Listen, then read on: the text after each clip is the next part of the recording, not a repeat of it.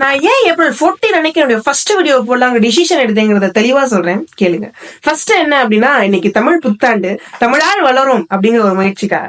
இரண்டாவது என்ன அப்படின்னா, இந்திய அரசியலமைப்பின் தந்தை அண்ணல் அம்பேத்கருடைய பிறந்த தினம் என்று. நான் அவரை வெறும் இந்திய அரசியலமைப்பின் தந்தையாக மட்டும் பார்க்கவில்லை, ஒரு ஆசிரியராக பார்க்கிறேன். எப்படின்னா, உன்னால எவனாவது முடியாதுன்னு சொன்னானா, உனக்கெல்லாம் எதுக்குடாதுன்னு எவனாவது கேட்டானா, உனக்கு சரிசமமான மரியாதை தரலன்னா அவனை எதிர்த்து கேள்வி கேளு. உனக்கான ஒரு லட்சியத்தை அந்த லட்சியத்தை அமைச்சிட்டு அந்த லட்சியத்துக்காக தீயா செயல்படுப்படி அந்த உயரத்தை அடைஞ்சிட்டு அவனை எதிர்த்து கேள்வி கேளு அப்படிங்கிற ஒரு விஷயத்த உணர்த்தி, நமக்கு ஒரு விஷயம் பிடிக்கலையா, அந்த விஷயத்துக்கு முரண்பாடா செயல்படாது, அந்த விஷயத்த மாத்துற அளவுக்கு அதிகாரம் உள்ள ஒரு இடத்துக்கு போய் உட்கார்ந்து அந்த விஷயத்தையே மாத்து அப்படின்னு சொல்லி கொடுத்த ஒரு ஆசிரியராகவும் ஒரு எடுத்துக்காட்டாகவும் ஒரு காணப்படுகிறார். இன்னமும் நம்ம நிறைய சமூக வலைதளங்கள்ல பார்க்கலாம் சாதித்தன்மையால ஏற்படும் கொடுமைகளும் வன்முறைகளும். அவங்க எல்லாத்துக்கும் நான் ஒரு விஷயம் சொல்லிக்கிறேன். ஒருவனை உயர்ந்த சாதியாகவும் மற்றவனை தாழ்ந்த சாதியாகவும் பார்க்கிறாய் என்றால் நீ ஒரு மனநோயாளி. அதனால இந்த தமிழ் புத்தாண்டுல இருந்தாவது சாதி மதம் அப்படிங்கிற விஷயத்த மறந்து அனைவரும் மனிதர்கள் என்ற உண்மையை உணர்ந்து